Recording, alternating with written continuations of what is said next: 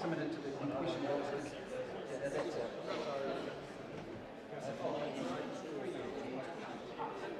That is the correct answer.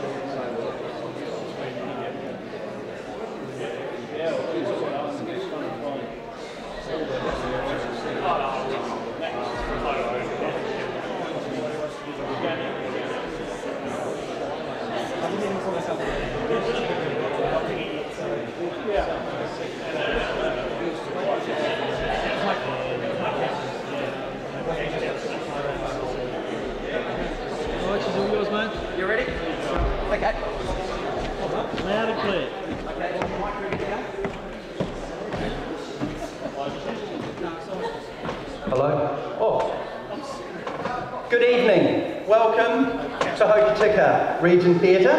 Right? Thank you very much. I am here to make sure to start off with that everything goes smoothly and fine. So first of all, exit, exit, exit. You know the drill. Earthquake, unsure, just drop and roll. Fire, again, nowhere to go, and stay low if it's fire.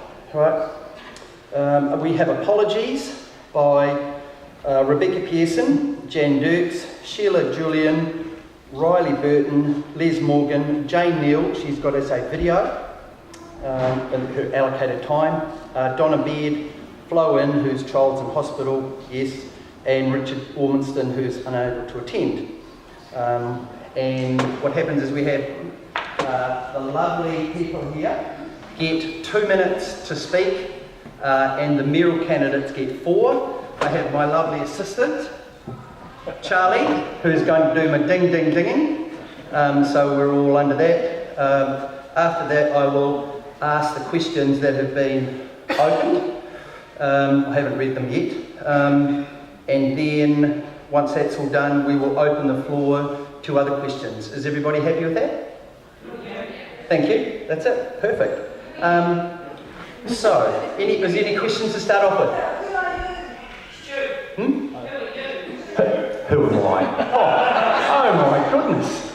Thank you. My name is Stuart Thompson. I'm a golf professional and I work at a place that I'm not allowed to tell you. Maybe. That's all good. I'm a fourth generation Hokitika person, shifted away, come back, love this place. This is probably the best place in the world, but I can say that. Yeah. So all I want to do is make this place a better place. So that's one. Simple as that. Okay. But it's not about me, it's about everyone else here. Right? So let us start with the first up, Whare Airea. Whare Airea. Yes? Well, wait until I see my boss. Right, okay, let's start again then. West Coast Regional Council, Andy Campbell.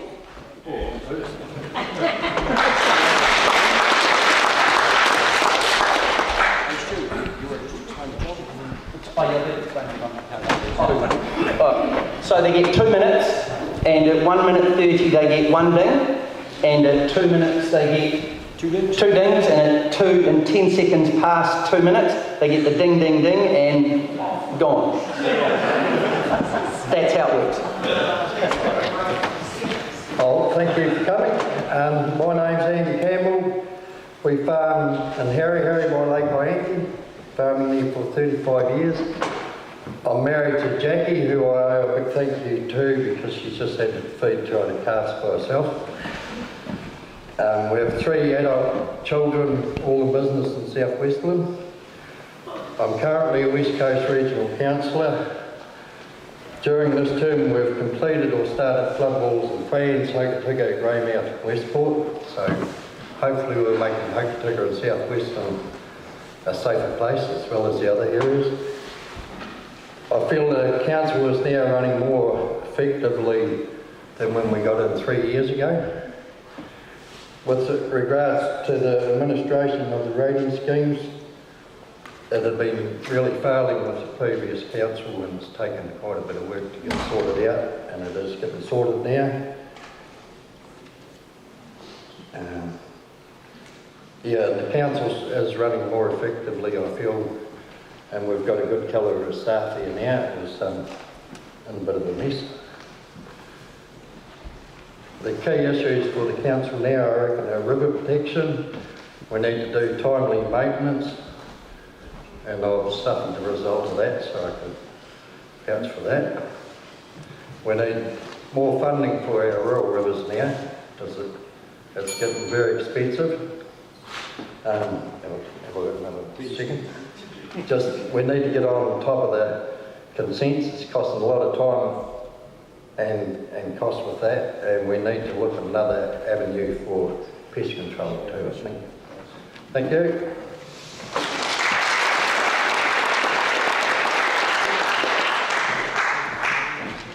Fantastic, love that. All right, next person we have is Mr. Ashley Casson.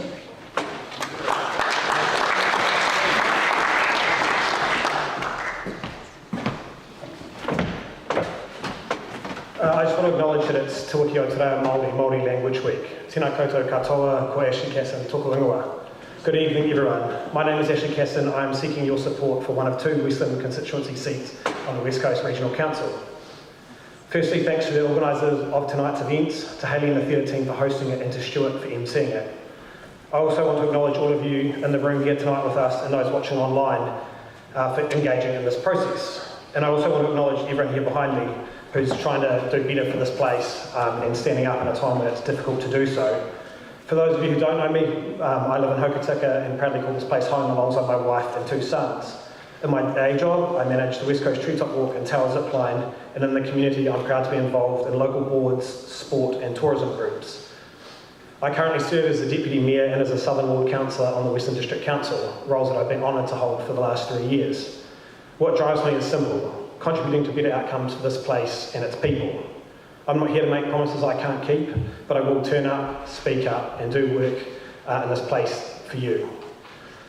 While not every outcome at Western District Council has been perfect, I've always picked up your concerns and brought them forward and tried to make positive gains on those, and that won't change.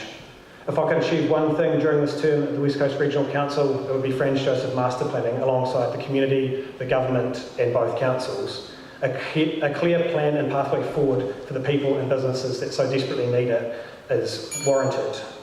I firmly believe actions speak louder than words, and I've proven my commitment to Westland and the West Coast for over a decade now and will continue to long into the future. I suspect all of you here tonight and all of you watching online tonight will be exercising your democratic right to vote, and I encourage everyone within the district to do the same. I respectfully ask that you vote for me, as I want to be at the table representing you and all of Westland going forward. Ngā mihi nui, thank you.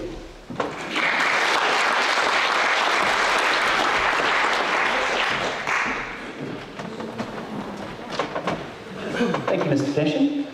Right, we next have up Mr. Andrew Whiffen.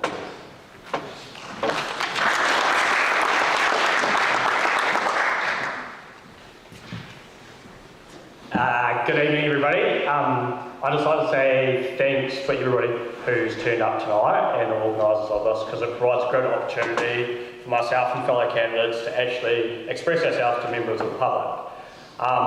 Some of you guys, well, most of you probably don't know who I am. I farm at Chesterfield on a small dairy farm with my wife and 2 young girls. And tonight I was thinking, what was I going to do to pitch myself to you guys? And I thought, well, what's my why and why did I come to the West Coast in the first place?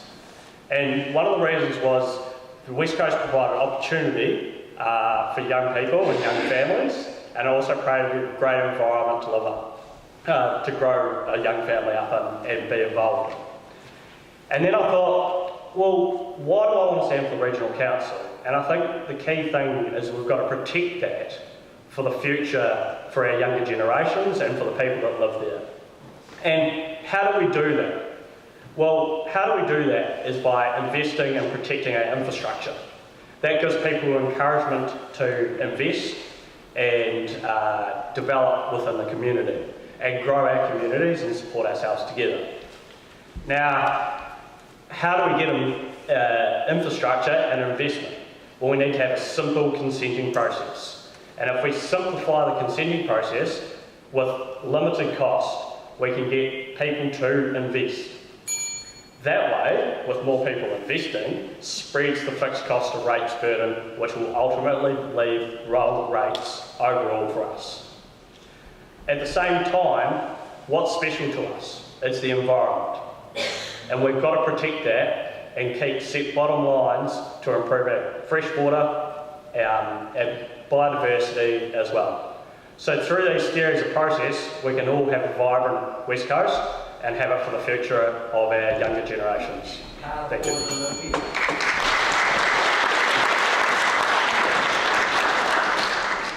Perfect timing, absolutely perfect. Right, next, can we please have Jen Williams?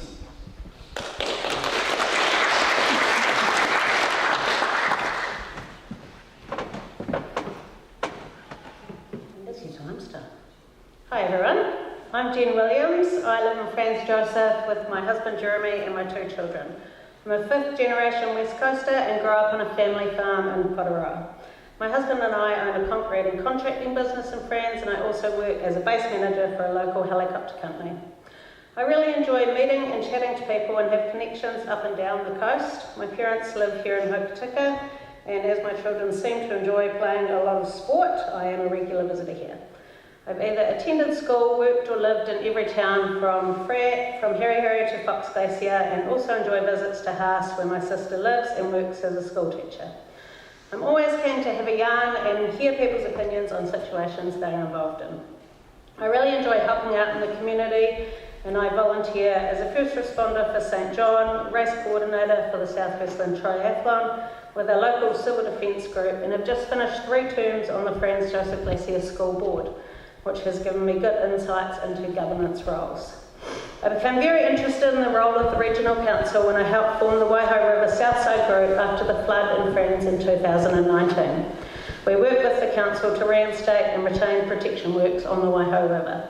Well, I think it's fantastic to see work progressing on stop banks around the region. I think it's very important to address that there is still a lot of work to be done with resilience and protection works on the many rivers from Te Makau to Haast. It would be great to see the Hokitika riverbank finish below the bridge here. I believe the knowledge I've formed working with the Raiho River Group would be very helpful in the progression of issues like this going forward. If I'm elected, I hope to bring some diversity to the council table for better representation of our region. I think it's important in government's roles to be able to state our opinion, but also listen to others and be able to work together, whatever the outcome. I just wanted to thank the organisers and also wanted to thank everyone for coming tonight and everyone else that's standing for the Regional Council. I feel like the future is bright if we can move forward with positive action and growth. Thank you. Thank you, Jen. Now, that was for the West Coast Regional Council. Right, we now have the Westland District Council, Northern Ward. First up, we have Mr. Ewan Mackenzie.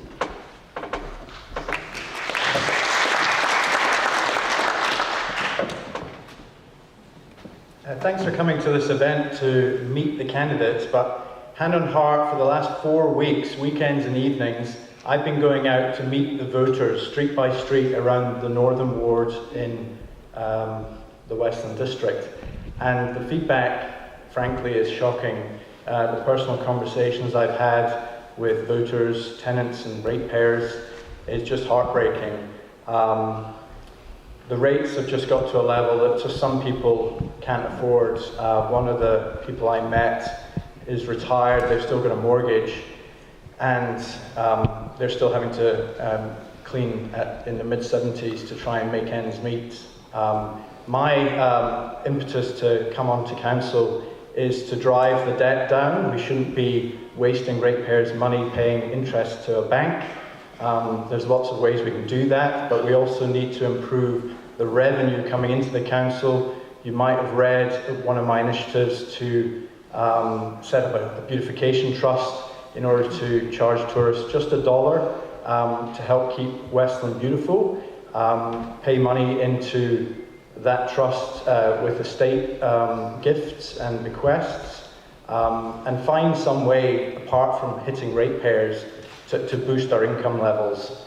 We don't have a huge amount of key employers in the area, so that would be another way to increase growth, is get more ratepayers in the region by bringing in more jobs. I have a degree in political economy and a master's in urban real estate management and development, and I'm looking forward to receiving your vote for the Northern Ward candidacy. Thank you.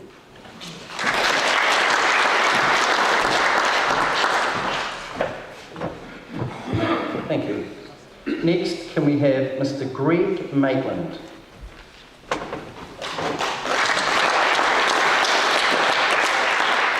Thank you. I live in Bluesburg with my lovely wife Veronica and son Tim.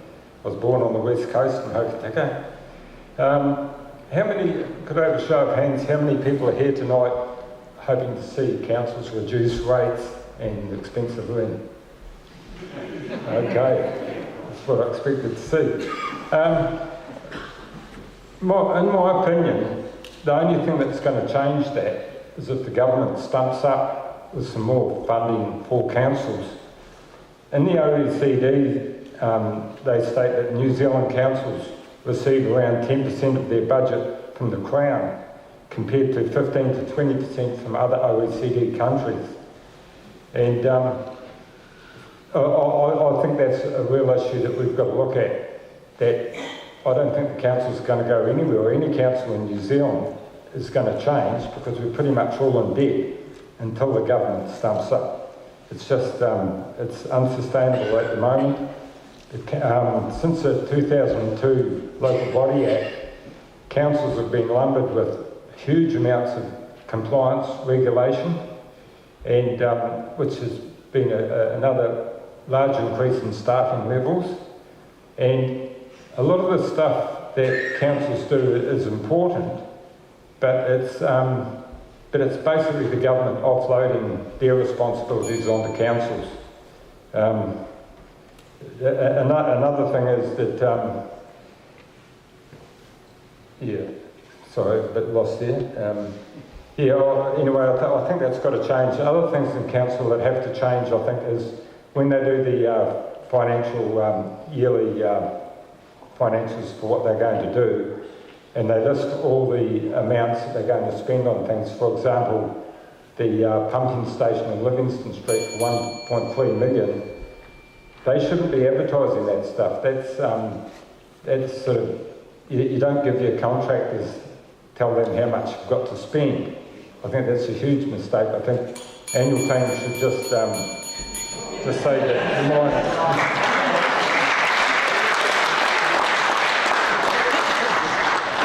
Thank you, Greg, for being cut short. Mr. Timekeeper, that's right. So now we have Jane Neal, and I need to read it for Jane. Right.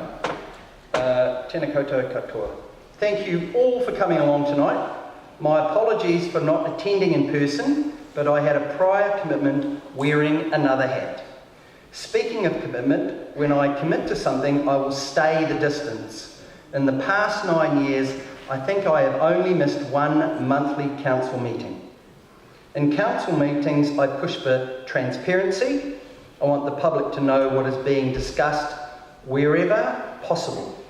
I push for community consultation. I want the views of all of you to be heard. The decisions resulting from discussions won't ever please everyone, as there is a diverse range of opinions in our community. And I want to see respect in discussions, respect for each other around the table, respect for staff and respect for the community. Although it sounds tempting, I generally don't have a zero rates rise as a good idea. Remember, a stitch in time saves 9. Putting maintenance and big, crucial projects on hold just leads to a more expense in future years. But I would like to see rates increases much closer to CPI. A large percentage of rates increases born of central government, legislation and requirements. While we can lobby against these, they are usually not within our control. Wild foods. I do believe it's had its day. Changes and tweaks will be beneficial. I do think it can undoubtedly continue to be a valuable asset for Westland, both as a fundraising opportunity for local clubs and as a tourism promotion tool. Informal discussion on how wild foods should be managed is already in the pipeline, and I look forward to being part of this. Again, my apologies for not being here tonight. Make sure you all vote. And finally, thank you all the candidates, and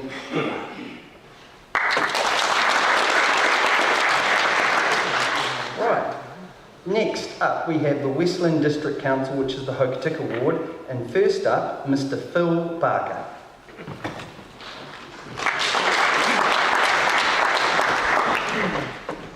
Thanks for coming, everyone. My name is Phil Barker. I live just down the road in Wells Street. I've lived in Hokitika now for 15 years. I'm married a West Coaster. But I'm standing because I also run a business, and it's been tough. And I know how tough it is with the rates going up the way they are. It's unsustainable. I know I've got skills that can help the area, and I believe in the West Coast. My wife and I built a motel about 8 years ago, and we are quite involved in the tourism industry, and that involves bringing people in here. It involves working with a lot of other businesses, and I know that there is potential to help with making businesses flourish in this town, and that will help everybody. But really, 13% isn't sustainable. I work at the milk powder factory as well, and I think we'll get a 3% pay rise if I'm lucky this year. And inflation is 2.7%. It isn't sustainable, and it's putting pressure on inflation and making the country work harder, and we have to do something about it. I also have a lot of experience. I was a policeman for 30 years. I retired with the rank of senior sergeant in 2015. I've done a lot of prosecutions, that sort of thing, run stations, been a frontline officer for most of that time. I know how to relate well with people. I don't mind hearing other people's opinions if it's different than mine. I respect them. But I do believe that it's time for making tough decisions, and I'm happy to make tough decisions on your behalf. So thank you very much for coming anyway, and I certainly hope that I get a few votes from some of you. But I'm there for Westland, and I'm not there for my own purposes. I want to make this place work as well as it can, and I want to see the future of Hokitika to continue to go forward. So thanks very much for your time.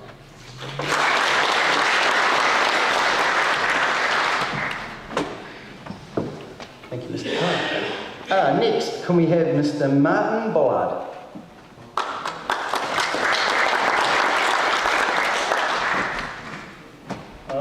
Thank you for coming. My name is Martin Bolland and I'm standing for the Hokitika ward. Our part of New Zealand is really special and I'm proud to be able to call it home. If elected, I will do my very best to ensure that all Western District ratepayers get value for money. I promise to listen to your concerns, take them to the council meetings and ensure that they are heard. And I am not afraid to say what I think, and I believe that ratepayers have the right to know exactly how much money has been spent and what it's been spent on. Now also, I do a lot of voluntary work in Hokitika. I do Meals on Wheels, I do respite care, and I also drive the St John's shuttle bus. And I do the soup kitchen at Grey Power Rooms. So basically, I'm here to help the people of Hokitika if I get elected. That's my main point, is to look after the ratepayers of Hokitika. Okay, and that's all I've got to say. Thank you.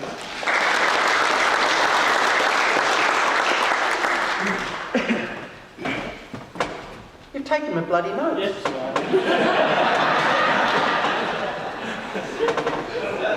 That's perfectly okay, sir. Right, perfect. Right, next, can we have Mr. Stephen Gillett?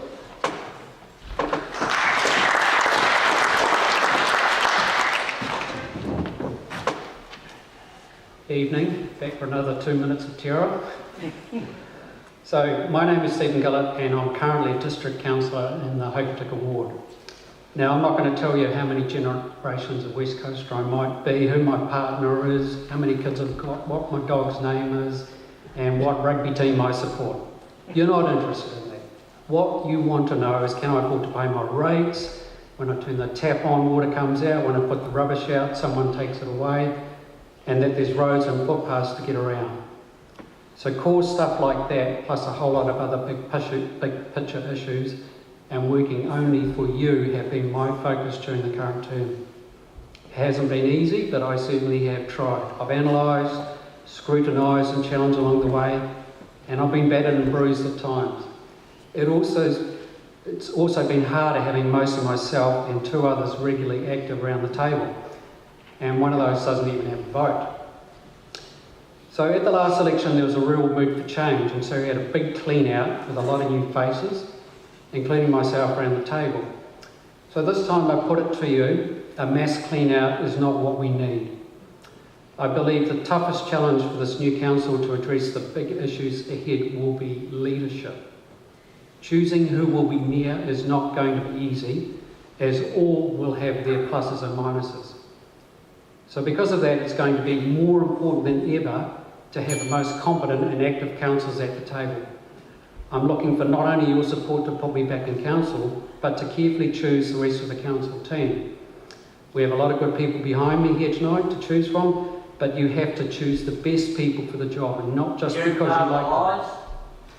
So I ask that you put me back in council and give me the best team to work with, so we can have a fully accountable, transparent and performing council working for you. Thank you for your time tonight.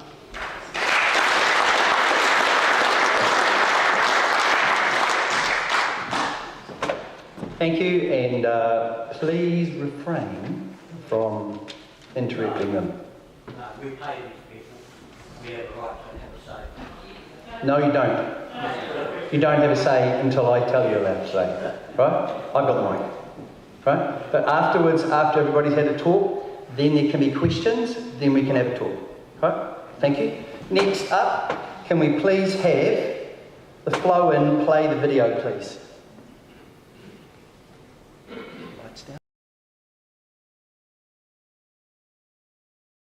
Hi everyone, my name's Flo and I'm running for Hokitika Ward.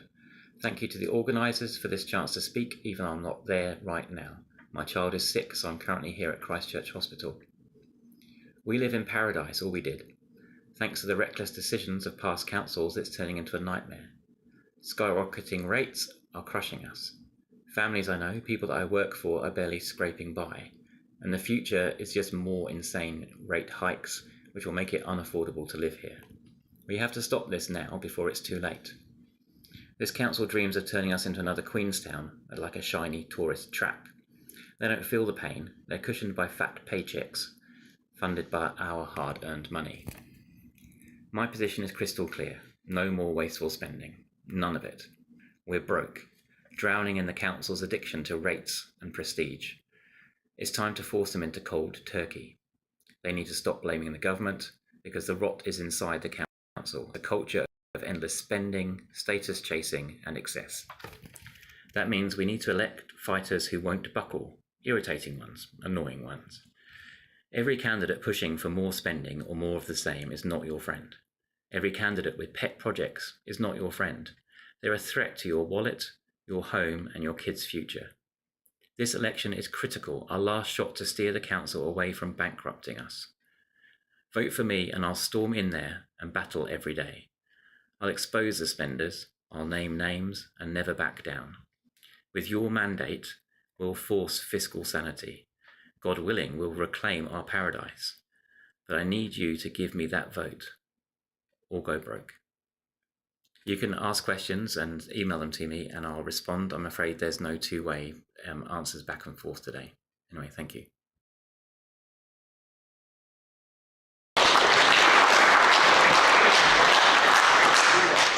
Thank you, Flo. Right, next can we have Miss Carol Martin, please.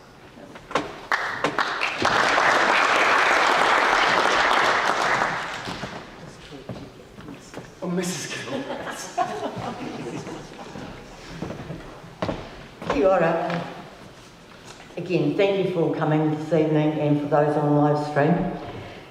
Most of what I'm going to say in these 2 minutes is in my blurb in the voting brochure, so I'll just reiterate what is in there for a start. We're all concerned by the huge rate rises, as you indicated with your show of hands, and the predicted increases as detailed in Westland's long-term plan 2025-2035. The cost of living is a major issue, so we must bring rate rises down to an affordable level by reducing the waste, stopping non-essential spending and generating as much external revenue as possible. Over the next 3 years, we will face difficult choices. We need to get spending under control and make significant debt repayments. Our ageing infrastructure requires upgrading, so we must prioritise essential work with the most cost-effective solutions. Every dollar spent must deliver maximum value. My focus is on fiscal responsibility, essential infrastructure investment, and being a strong community advocate. I'm committed to open and accountable governance for an affordable and prosperous Westland. I am a third generation West Coaster, growing up in the valley during my teenage years. I have been a ratepayer, both residential and commercial, in Hokitika for most of my working life, retiring earlier this year after 47 years service with the only remaining bank in Hokitika. In December 22, I was humbled to receive the Queen's Service Medal in recognition of my services to the community and to netball. I'm now a pensioner, one of 21% of our community, and I believe the time is right to continue my community involvement and service for Westland as your Hokitika Ward Council representative. Times change and we know change is constant, but we can all aim for an affordable and prosperous Westland, the place we choose to live and love. Thank you.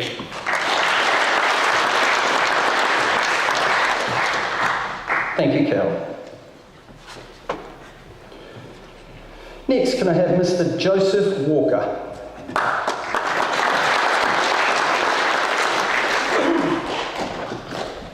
Good evening. I'm Joseph Walker. For those that don't know me, I'll give you a little background. I grew up in Wellington, but I've been living here for about 10 years. I've spent my entire adult life working in the hospitality sector, the owner of the Hokitika Sandwich Company.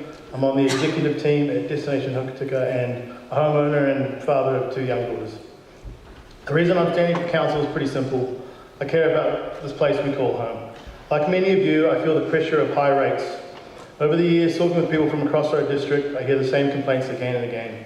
We want to see better value for the rates we pay, we want less bureaucracy, we want improved communication, and we want a mayor and a council that feels closer and more connected to the people it works for. Coming from the hospitality sector, service has always been really important to me, and I believe we can improve our culture of service within council.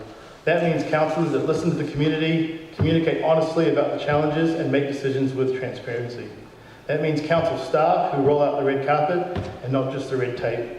Asking questions like, how can we help you succeed? Because if you succeed, we all succeed. I also believe we can improve when it comes down to communication and transparency. People want to know where their rates are going and why decisions are being made. Information right now might technically be public, but it's often hard to find and hard to follow. With the technology that's available to us these days, we have the tools to educate and inform the community at minimal cost to the ratepayer. With a focus on stronger community engagement, we can try to earn back the trust of the community and build a more robust submissions process, drawing out from a wider range of ideas and developing solutions that actually fit our district.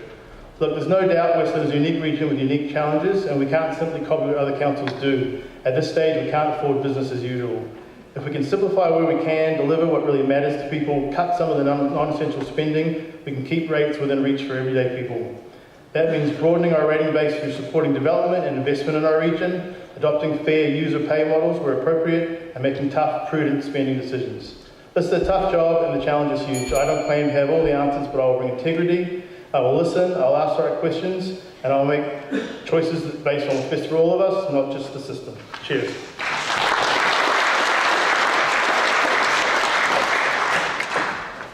Thank you. Now that is all the council. Now we have the mayor candidates, and they have 4 minutes to talk. Right? So the first person we have is Logan Courtney, who isn't here. Right? That works. That saved me 4 minutes. Right? The next person we have is Mrs. Jackie Grant.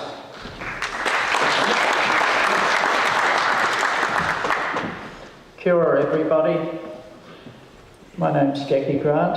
As I've engaged in discussions on Facebook, which some of you might have seen, read various letters to the editor and participated in candidate meetings, I've noticed a recurring theme, the escalating cost of living in Westland. Many people are struggling to keep up with their rates. I'm running for mayor because I want to help shape a future for Westland that's both affordable and practical. And this begins with identifying cost-saving measures to reduce rate increases. While not all candidates may share this perspective, it's clear that the issue is critical for most residents. A vote for me signifies a commitment to pushing for lower rate hikes and essential change. Another common sentiment I hear is the belief that the mayor's influence is limited to a single vote, suggesting they hold little real power. While it's true the mayor gets just one vote, the council can decide to grant the mayor a casting vote when setting standing orders for the triennium. However, I will be advocating against that. The role of the mayor is fundamentally about leadership, setting the council's agenda in collaboration with the CEO, establishing a strong governance framework and providing constructive guidance. This position carries substantial influence and responsibility. The true power of a mayor comes not just from their vote, but from their ability to lead and foster consensus. I plan to set a tone of fiscal responsibility, transparency, diligence, and above all else, common sense. I understand the scepticism that often surrounds election promises. 3 years ago, we were all promised change. A more streamlined, transparent council focused on essential services and managing debt. But what's really happened since then? Let's consider the facts. Last year, there was a staggering rate increase of 19.3%, followed by another 13.2% increase this year, with future hikes projected at 8.6 10.4 and 9.6 over the next few years. The council's operating deficit has continued to rise, accumulating losses of over 12.5 million in just 3 years. Our debt has grown by more than 10 million, and the current council projects will reach 72 million by 2028. Is Westland truly more affordable today than it was 3 years ago? Are you happy with the Mayor's performance?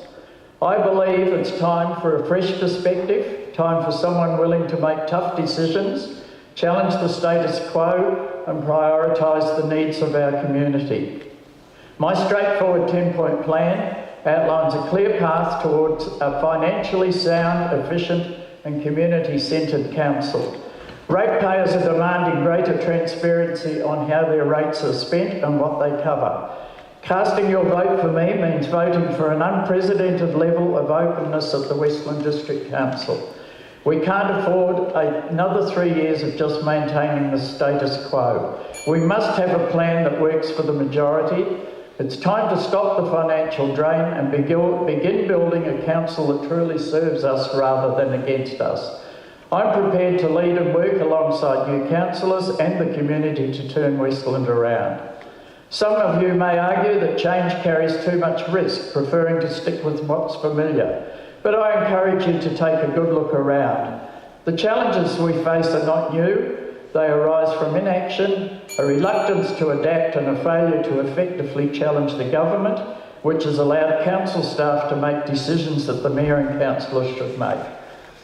As you get ready to vote, I pose this critical question: can we afford another 3 years of the same? Thank you for listening.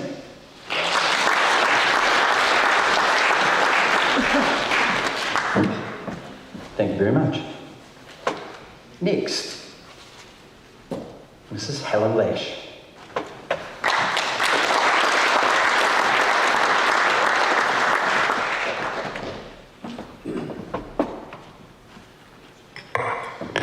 Thank you, Stu.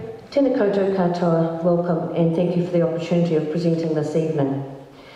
When I stood for Mayor in 2022, I promised to be a strong advocate for Westland, to put our house in order and to deliver results. 3 years on, I'm proud of the progress we've made, though disappointed it has taken longer than expected. We inherited big challenges: rates held artificially low, unfinished projects, neglected maintenance, and systems not fit for purpose. Before we could move forward, we had a lot to put right. With that foundation work underway and a new chief executive in place, we're now starting to see some real results. Our focus remains clear: ensuring council delivers for the ratepayers. Rates will be a big conversation in the new year for council. There are plenty of election promises about rate freezes and cuts currently, but the reality is this: 70% of your rates already go to essential services like transport, water, waste, planning and regulatory. There's very little fat in the system. Cutting budgets sounds simple, but in practice it risks council failing its statutory obligations and even losing local control to a Crown manager. A rate freeze may sound attractive, but the catch-up costs are huge. You save nothing in the long run. We must wait for government's decisions on a rates cap and the outcome of the local water dumb-well reforms. From 2027, the removal of water costs from Western District Council's rates bill should mean a reduction for ratepayers, but we need the detail to go within that. At the same time, we can't cut so deep that we compromise what makes Westland special. We're a jewel in New Zealand's tourism crown, and our services must support both lifestyle and livelihood. What this council under the new chief executive has already started the work on is driving council for quality, efficiency and effectiveness across the spectrum of all council businesses. The more efficiencies you have, the less it costs the ratepayers. We must maximise the opportunity in front of us to make money for us. We must find ways of lightening the load on the ratepayers while not losing ourselves and what's special to us here. Alongside that, we must seize opportunities that ease the rate burden. One example is the new proposed lifestyle village in Hokitika. This development will bring 50 two-bedroom units and an 80-bed hospital, including a dementia ward. It's not just about bricks and mortar, it's about enabling our people to age in place with dignity, attracting new residents, creating jobs and bringing investment into our district. It will serve the wider West Coast, but the benefits will flow directly into our community and economy. Developments like this strengthen our rate base and help keep costs fairer for everyone. We also have major private investment like Mananui Mineral Sands project starting next year. Together, these opportunities show that Westland can both protect its lifestyle and grow its prosperity.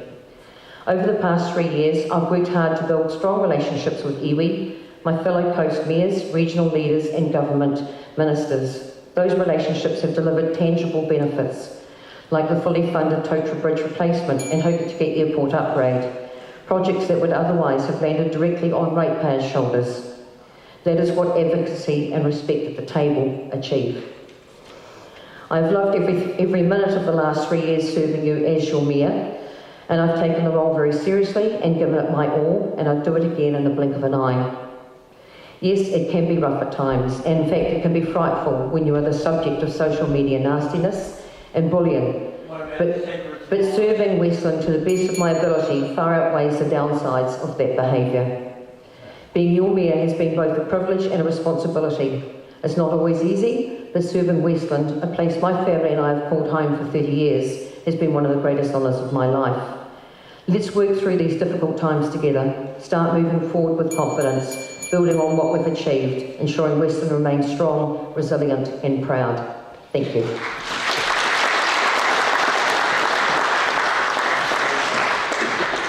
Thank you.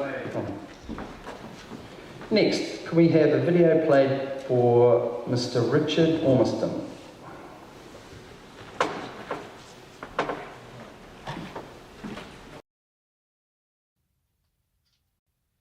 Good evening, everybody. Thanks very much for watching this video, and thanks to Nicole and the rest of the team for putting a show on. Very sorry I can't be with you tonight. We're in quite a lot of trouble out there, and we think we've got a solution to it.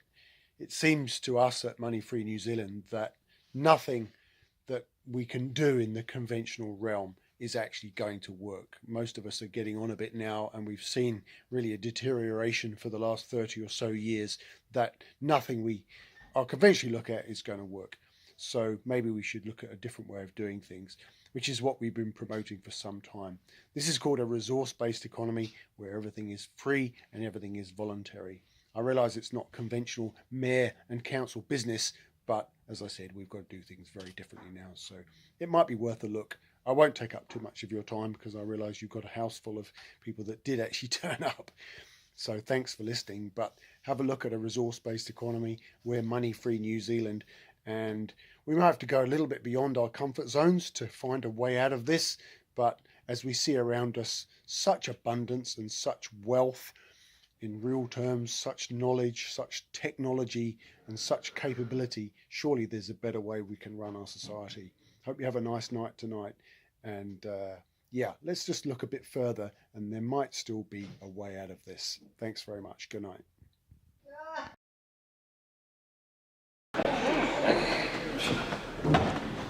That saved me another 2.5 minutes. Right, first of all I'd like to thank the candidates for your input. Now we have some questions that were in fact put down at the bottom in the box, and as Charlie and I have read them, I'll start them out. For all mayoral candidates, what do you see as the ideal relationship between Westland District Council and central government, and how will you ensure this benefits the region? Who would like to go first? Do we just do it from the floor here? Yeah, you can do it from there. I'm going to go first. You might have to come up. Okay. Sorry, thank you. How much? 2 minutes? Okay. You might have to explain it. Oh, I thought he was giving me direction. So for me, building working relationships has been vital. We have the chair of the regional council sitting here in front of us as well tonight. Welcome, Peter. What we have created on the coast is a very collaborative working environment involving the Mayor's Chair's iwi, and that's critical for the coast's future. This government is wanting to see regions working together for the progress and the betterment of the regions collectively. So that's one thing that we've mastered and mastered well. Relationships with the government. I've worked very hard at developing those relationships with the ministers that are essential to issues that we're facing. Knights Point springs to mind, where I went to Wellington and met with NZTA and the Minister of Infrastructure at the time, Simeon Brown. We're now very close to a solution for an alternative roading system around Knights Point. You only get results like that, like the funding for the bridge, for the Totra Bridge, for the airport, by developing good, strong relationships with those ministers, with the government. At the moment, they trust us. They believe in Westland, they believe in the West Coast and what we're trying to do. We've always said we're not after a hand out, we're after a hand up. If we can get access to this, we can create that. And that is something we've all worked very hard to develop. And I'm very proud to say that I've helped drive that for the results that we've had so far. Thank you.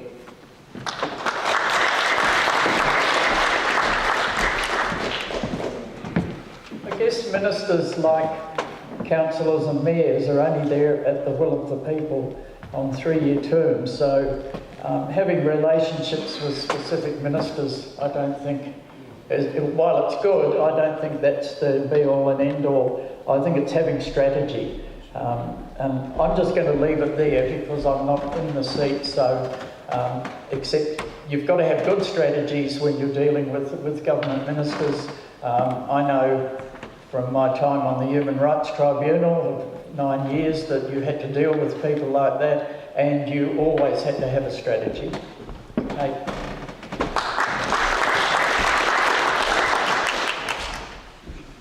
Hello. Right. Sounded quite good. Yeah? Okay. That was a good question. Next one. Unsustainable rates for pensioners. 81 74-year-old. In 2011 we purchased a house. Was worth 130,000. Rates were 900. In 2025 the house is now worth 440 and the rates are 4,000. Right? The universal annual rates debate of 805, although welcomes, does not help our stage of life when we are totally reliant on superannuation, from which also comes WCRC rates, electricity, insurance, dental, medical, optical, food, vehicle and other expenses. But as pensioners, WDC rates are a huge chunk of our income, as they are of mine, right? To the extent we're questioning the viability of remaining in Hokitika to prevent us from being forced to sell our property, right? How do you propose to resolve this problem of unsustainable rates demands for pensioners? And I think that's probably the reason we're here, right? To be honest, I mean, we really all want the rates to come down at some stage or something like that. So has there anybody got an answer to that? Or I think, yeah. Mr. Barker. You know, obviously the pension, and I'm a few years away from the pension, but the pension of people that just rely on it, I estimated that an average house worth about 400,000 in Hokitika, a third of their income will be paying the rates. And it isn't really acceptable, but I do think the council should be looking at other income streams, like, for example, there are a lot of Airbnbs out there that aren't paying commercial rates. That's a fact. Some are, and they should. And like my own business has to pay commercial rates, I have to pay commercial rates on my house because I use an office. I don't mind that, but as long as it's fair. And we need to look at other options to try and bring it down. And economic growth, more business, and making it fair for everyone is the way to go. But clearly, every dollar spent needs to be scrutinised. Thank you.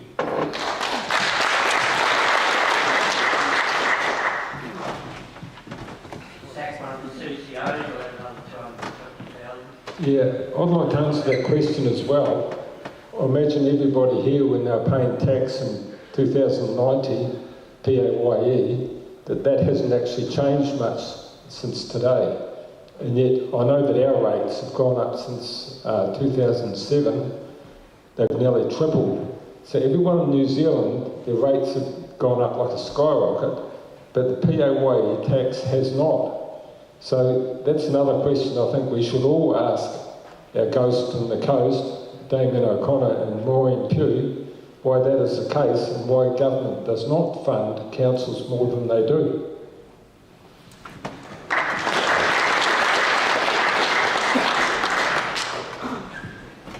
Thank you. Joseph? Yeah. No. I was only looking at you. Is this one working okay? Yeah, obviously I think rates are going up dramatically. I would like to think that our council can advocate on behalf of our communities to central government to increase the thresholds on rates, rebates. I just think a lot of the costs councils being put on the council are coming from central government. I think it's only fair that pensioners and lower income earners have higher rates, rebates. I just think we can't have people choosing between food, heating and rates. It's irresponsible.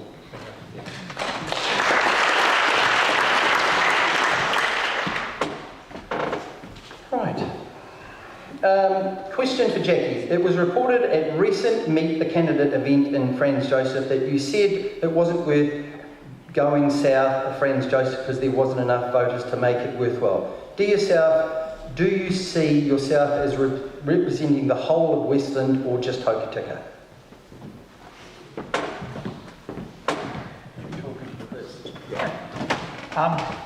That's actually not true.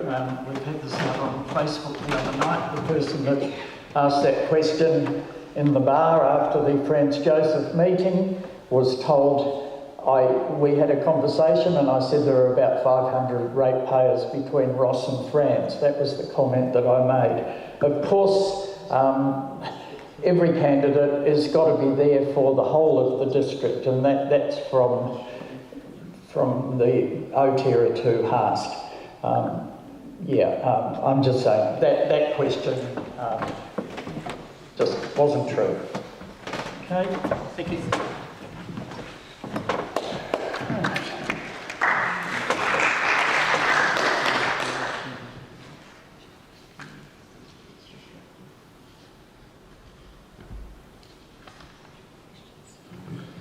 To all Mayoral candidates, have you promised anyone a position in council? If so, what is the nature of this promise?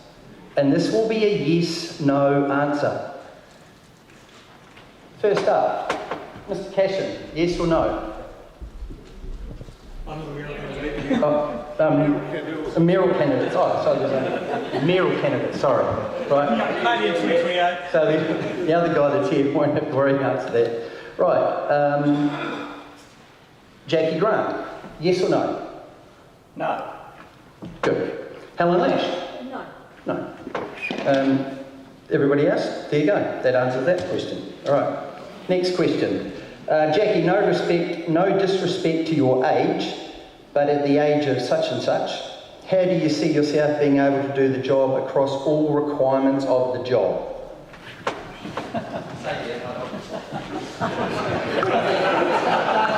I'm not infirm to get up. I'm only 82. I didn't want to mention your age. No, I'm 81 actually. Not quite 82. Yes, of course I'm firm. I work 7 days a week in my business, have done for about the last 40 odd years while I've been in business, and I don't plan on stopping yet. So yeah, I'm as fit as a fiddle.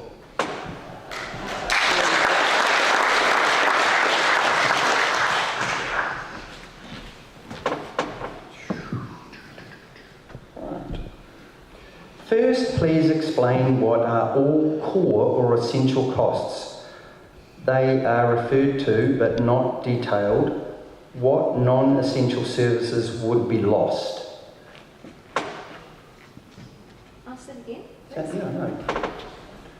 First, please explain what are core or essential costs, right? Which I gather are water functions, right? Okay. They are referred to but not detailed. I don't know where this is. What non-essential services could be lost? Lost? What? If It doesn't make sense, does it? Right, moving on. Right, next question. Question for Helen Lash. Before the last election, you promised much of the same as what other candidates are promising now. Why did you not deliver?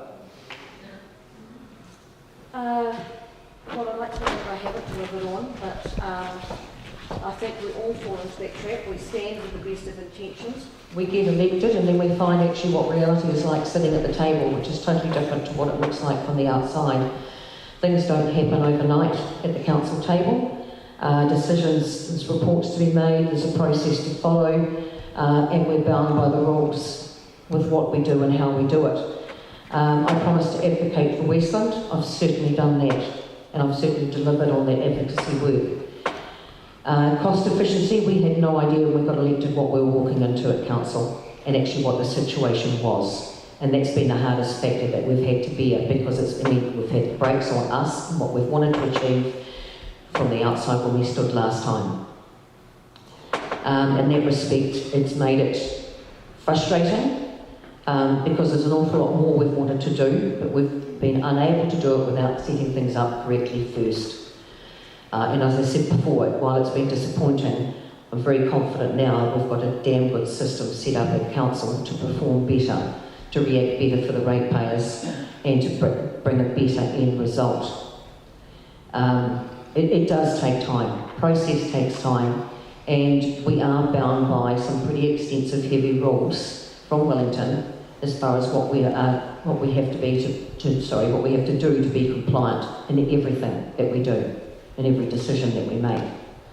So it's easy, as I said, to sit on the outside and say, I'm going to do this and I'm going to do that. Reality is very different when you get in, because it's not that easy.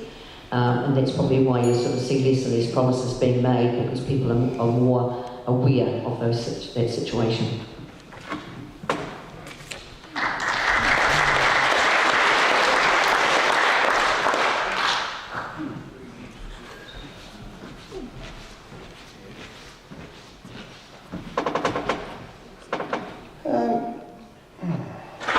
Jackie, we have seen on social media your bullying and at times nasty commentary. How do you plan to manage your relationships with other iwi, other mayors and central government? Someone would have to tell me when I was bullying and what comments I had made, because I don't believe I've done anything on social media but debate and talk about the issues, which are rates, and people.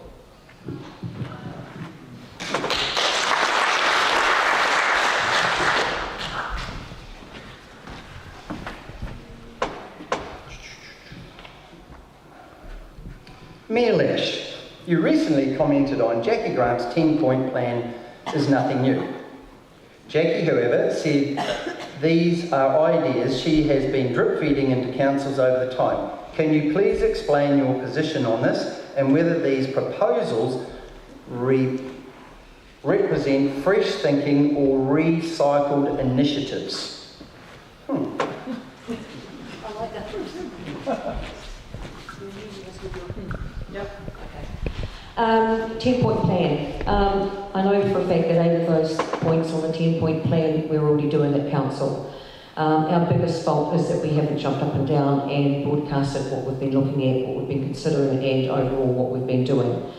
Some of that comes down to the fact that the new chief executive and myself work damn hard at what we do, and we put a lot of ours into our roles. We don't have somebody following me around for social media opportunities, and we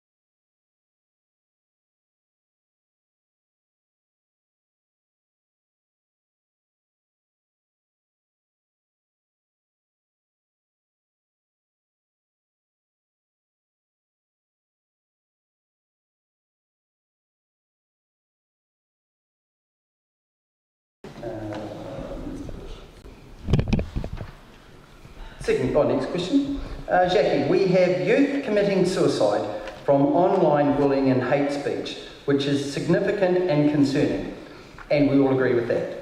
What makes it okay for you to set a poor example to your youth by being an online bully yourself?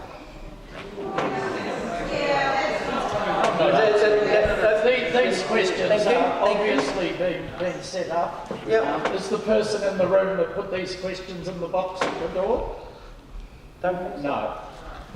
Sorry. That's right. Not going. So, that's enough questions for tonight. Now, let us open the floor to questions from people. The mic is here if you would like to come up to the floor, or I can have it... where's that lovely Nicole Paris? Nicole? Oh, she's out the back. Oh, here she comes, yeah. Lovely lady from Auckland, right? Don't blame her, don't blame her. So's my wife, right? Just down the road, right?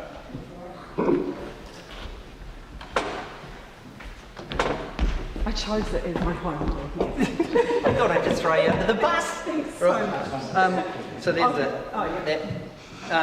so if anybody has a question, we have a microphone if you come up. The word tonight is showing respect for everybody, listening, right, and not interfering, because that's not how it works. Yes?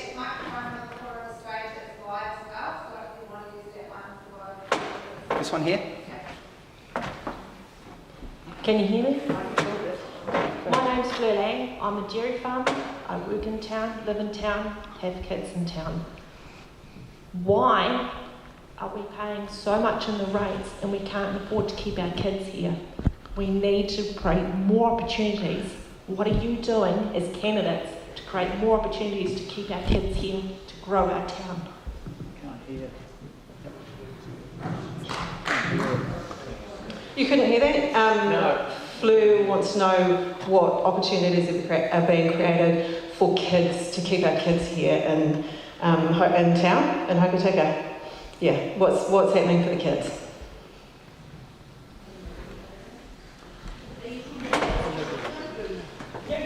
Young children. Youth.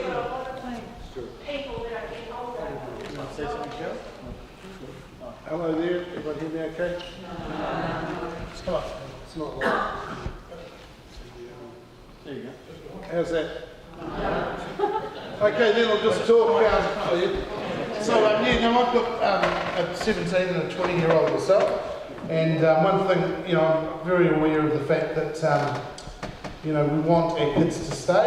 It's traditional on the old South Island that smaller towns, let's face it, the next generation often goes to the big cities and that sort of thing. Obviously there's real potential. There's potential with the dairy factory, there's potential with tourism, there's potential with young people starting their own businesses, and that's something that we should be encouraging. And, opportunity, and of course my wife and I employ younger people ourselves. It's up to everyone to bring that to the table. I know Joseph's business employs young people, so we just need to encourage and make it part of our life. And that's why we need business orientated people, I think, in council who are going to promote and allow that to happen. Thank you.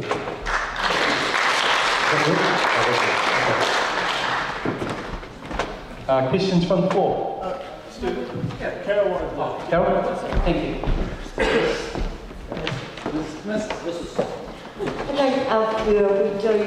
We have really good schools here. It's like the council, it's governance. The schools need to employ the principals that are going to develop the individual schools. So we're not losing schools. Our kids can go to school here. The sporting opportunities that are available in Westland are huge. You might need to travel, but just Jack and Scott Matthews, they're in Australia. Wonderful. They're here. We have so many young people doing so many great things here in Hokitika and Westland, not just in Hokitika, but also Westland. They may go to university, but it's Phil said, you know, we've got the Western Dairy Company here that can employ skilled and professional people. There are so many opportunities. When I shouldn't be bragging here, but when I look back at the young people that have come through Hokitika and what they're doing now is incredible. They've got professional lives, they've got their own businesses, developing their own businesses. The opportunities are there if you look for them. Don't blame the council, but yeah, we need to make it affordable, but we do certainly have the opportunities.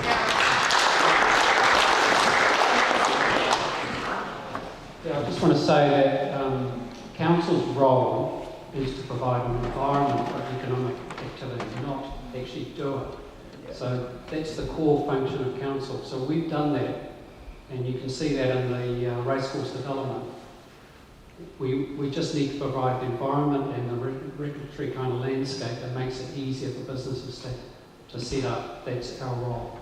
So I think that's where things have been heading.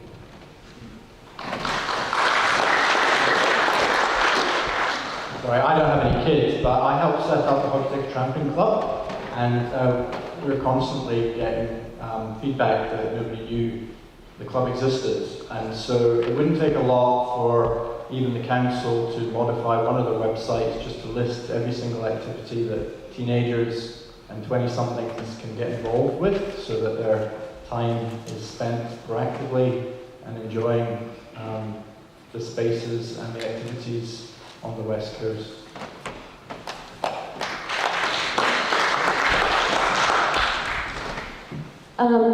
So one program that council was involved with is the Mayor's Task Force for Jobs, which is finding positions for students from the age of around 17 through to 24.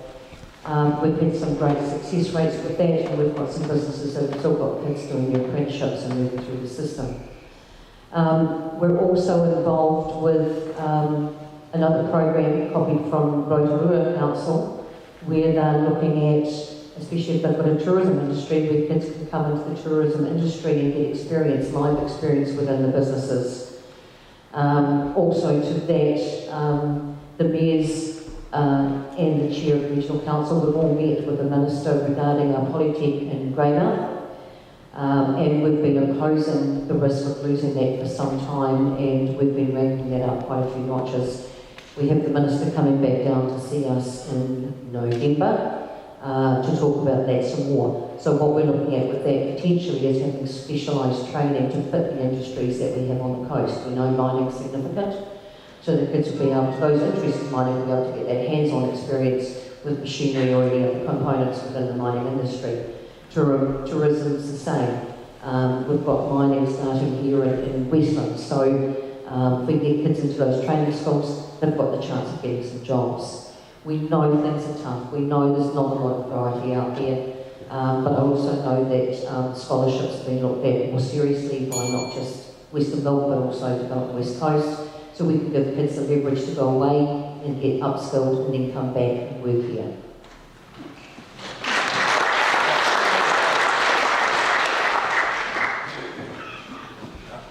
One thing we've got to do, and the regional council is responsible for the pest management. We've got to turn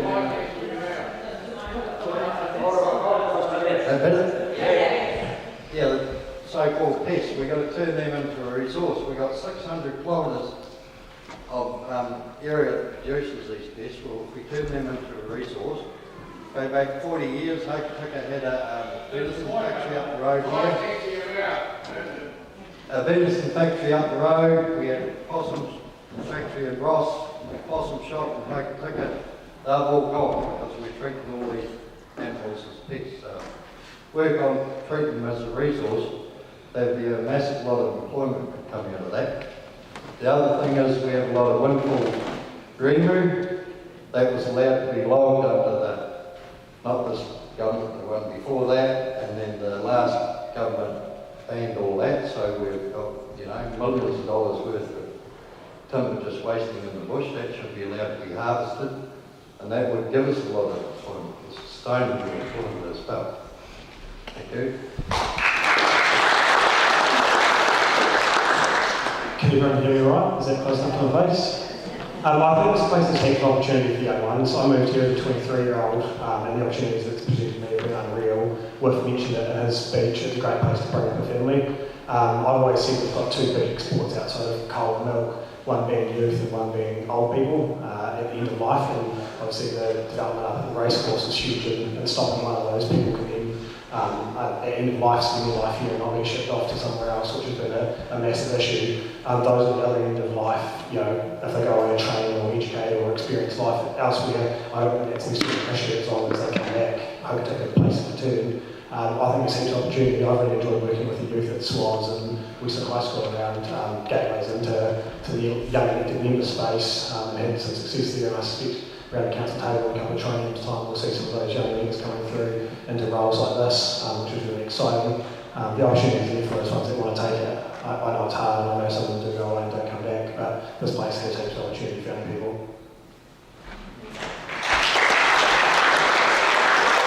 Yeah, I'd just like to touch on, like, it's about, as councillors, creating an environment for those young people to come back and creating opportunities for them. And that involves around jobs, employment, and security around that, but also giving the environment to actually have life outside of work.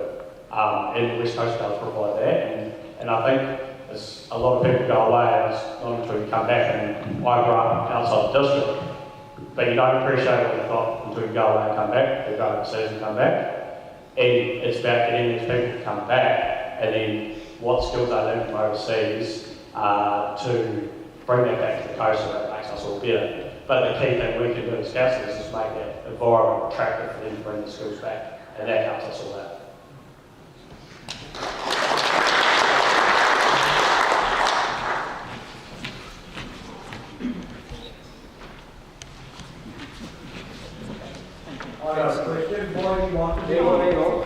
Hold it a second.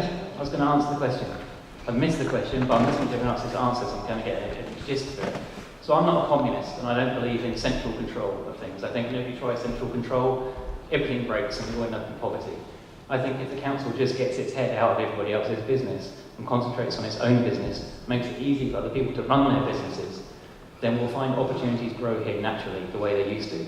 And what we need to do is council needs just to stop interfering in everyone else's business and do that only carefully. And at the moment, council's not doing that, and that's what we need to change.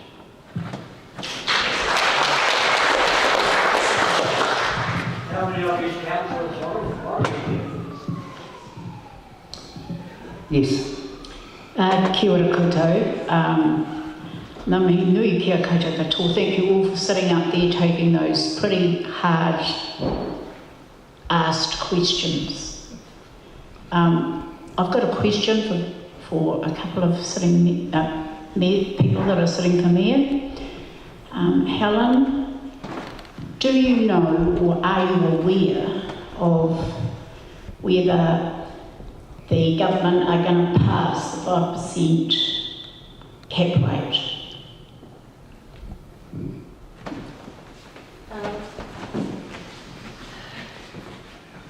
No, we don't know. We won't know. The Minister's talking about announcing that in November, and if we get any information before that, I'd be very surprised. If we do know, I would imagine it would be probably 2 or 3 weeks ahead of that announcement date. We know they're trying to model it on what's happened in Australia, what's been done in Australia, and some of those rate caps have failed.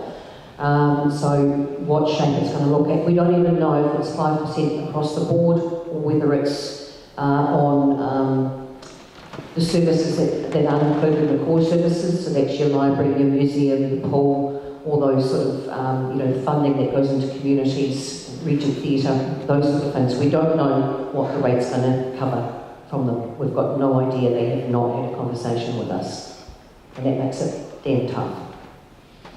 Okay.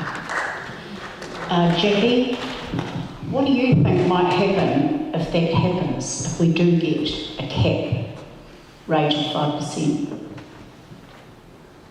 If we do get a cap, which I understand the government has announced they're going to do, and as Alan says, we don't know the detail, and the devil's always in the detail, but I would think if we got a rate cap of 5%, with this current council, current regime, the things like footpaths would be cut from the budgets before staffing levels and staff and, department budgets. I think it will be the core services that will suffer first under this regime. Kia ora.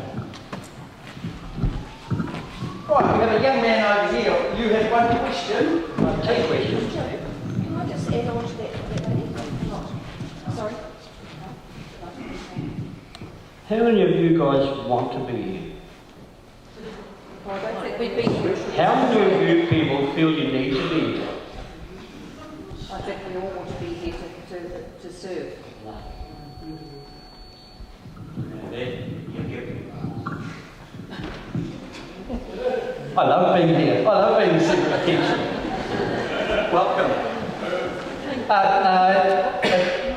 It's 7:15, 15 minutes. Is there any other questions that we might have?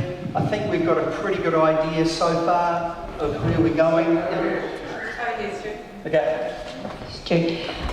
So I'm Terry, and I will always thank the people that actually are prepared to A, get up on stage, and B, actually do this role, because I think a lot of the time it can be thankless and, receive quite a bit of criticism, but thank you for actually doing it every day.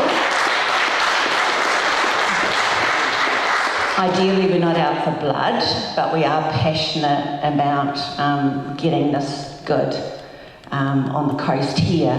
So I have two questions, and one is, how do you actively support people in voluntary roles on the coast? Because the volunteers are frickin' awesome, but sometimes they are pushed to do more when in actual fact, council needed to have stepped in. And the second one, which is always going to be passionate to me, is that how do you actively advocate for health with our people? Because the health is not good, access to health is not good. People are discharged from the hospital, they need to get a taxi home. It's just fraud, and we need council, because you're our local body of abilities, to actually advocate for the access to health. So I just want to hear the ones that are really passionate about health, and if you want to fluff an answer, don't bother answering. I just want to hear the ones that are really advocates for health and access to the service. Thank you. In my opinion, council's role with health, it shouldn't be there. It's a government job.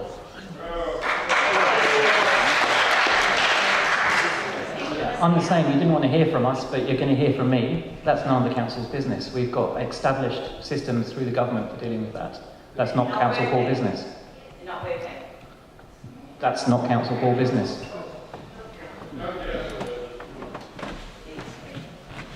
Yeah, I'm exactly the same. It's not council. He's there. I'm a volunteer, and I do it because I enjoy it. And I'm hoping that at some stage, when I get to that point, somebody will be looking after me.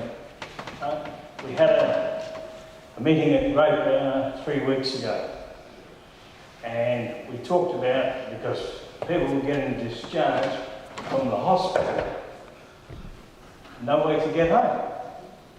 And to get a taxi, who can get a taxi from there to Harry for $330? Can't do that. So we, as I said, we got the taxi company come in and a few other people, and we had a lady from the regional council that can give the pensioners cars, and the government or the council pay a percentage of that. So, yeah, as I said, we're working on these things to make it easier. As I said, I feel for the pensioners, I really do. And as I said, the more I can do for them, that's what I want to do.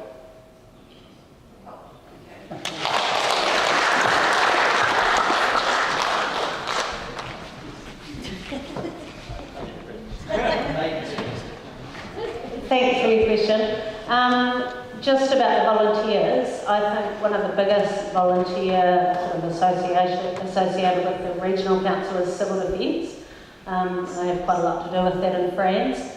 I think that's really important throughout our region. Obviously, we've got a lot of weather events, and I think the support that we get through regional council at the moment for our local civil defence is really good.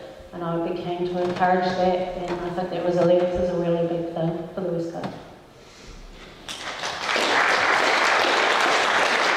Yeah, the regional council plays a role in the regional transport strategy, and I definitely think that's one thing that the regional council should be looking at is public transport links, even if it was only one day a week for people with like hospital visits and stuff like that.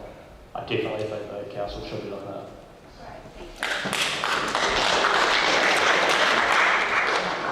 Thanks for your question, Terry. Whilst some of these people are right, that's not a core function of council. Obviously, as leaders in our community, it's definitely something we can be involved in. I sit on the board of the West Coast PHO, not the DHB, and I live in that position through a council appointment with the view of trying to get better outcomes for people. Like the Grafton Council, it can be hard work to get better outcomes for people, but definitely in there trying to drive those better outcomes, and we have had some wins and we've definitely got some challenges ahead of us.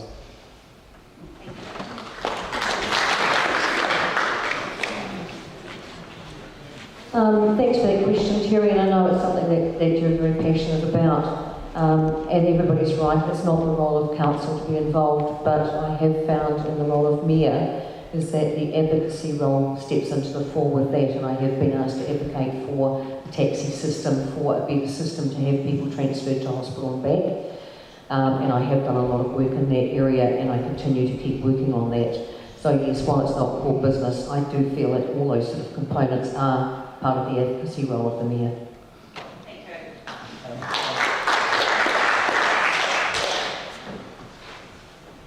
As this is being live streamed, I'd recommend everybody email Maureen Pugh and tell her to sort out the healthcare for the West Coast. It was harsh, but probably true, right? I'd like to thank all the candidates. Sorry, Stu, we have another question over here. Sorry?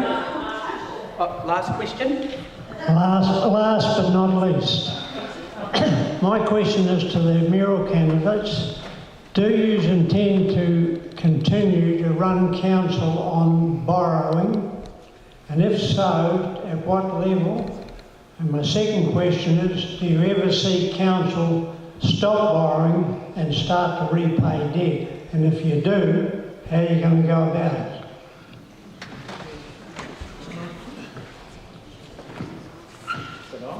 Yes. One of my policies is to sell surplus land, non-strategic land, and we've got, I think it was in 2012 was the last figures I saw, and we had about $40 million worth of it. We sell that and pay that off debt. We've you know, some debt, as you know, you've been on council, is intergenerational, and you can't avoid it, like with our new sewage scheme. If we build it, you've got to borrow a whole heap of money, and it can't be paid for by one generation of ratepayers. And there's good debt and bad debt, but I think now this council and councils all through the country have got bad debt. So my thing is really any surplus land, any surplus assets like that we can do. Or if we've got CCOs that aren't functioning, that should be making more profit and they're worth a lot of money, then we've got to have a good hard look at whether we retain those things as a social experiment, if you want to call it that, or we get rid of them and pay that money off debt.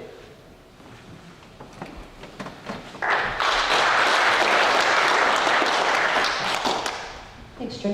Thanks, Izzy, for the question. I thought you'd come out with something along that line, because it was one of your big passions when you served on council.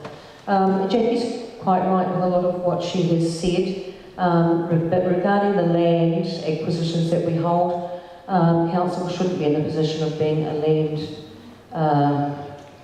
I'd say owner, but by that I'm talking, council actually has quite a portfolio of land, and I don't know why, because we're paying rates on land that we own and we get no benefit of, and nor does anybody else.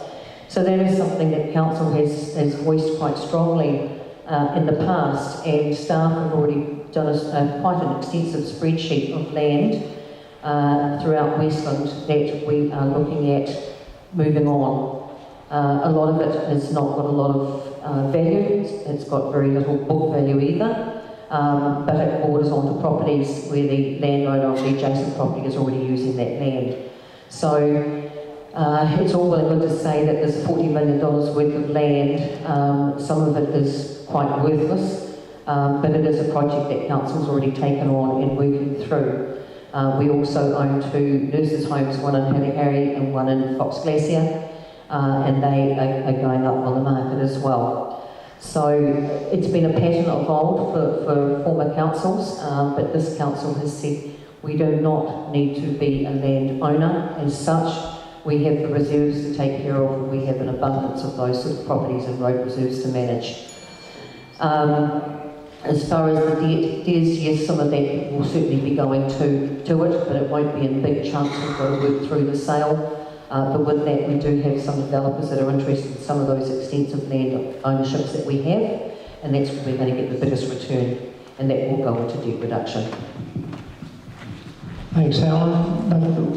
Neither of you answered my first question. My first question was, do you intend to run council that relies very heavily on borrowing?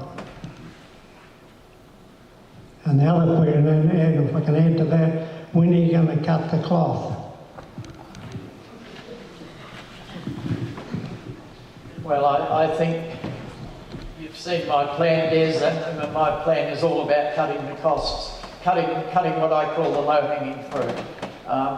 We've got to just go back to our core basic functions and fund those, and just all those other superfluous activities that we do and we fund, we're just going to have a really good hard look at them and cut.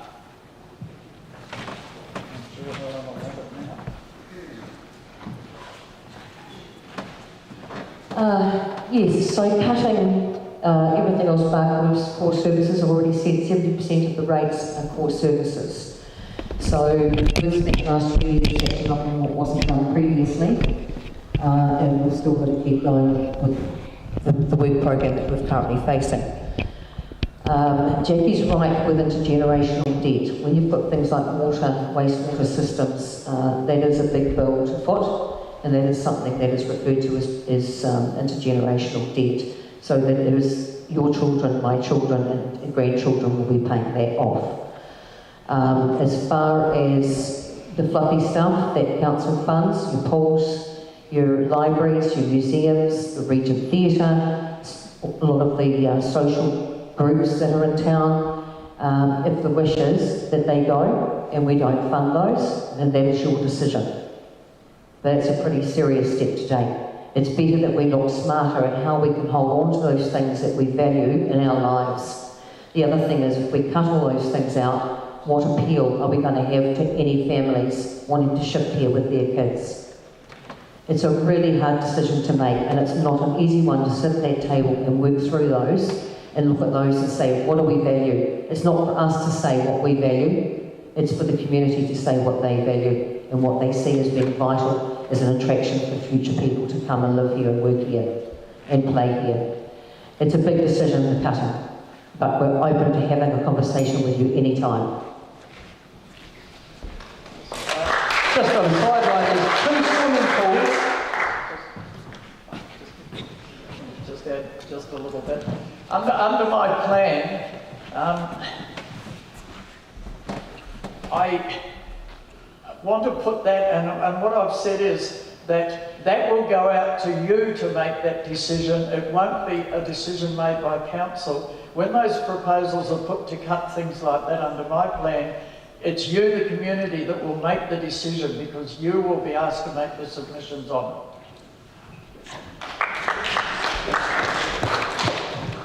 So we've got 2 swimming pools out there, Awatuna, if you want to buy those, they're all going pretty cheap at the moment. Right, I would like to thank everybody.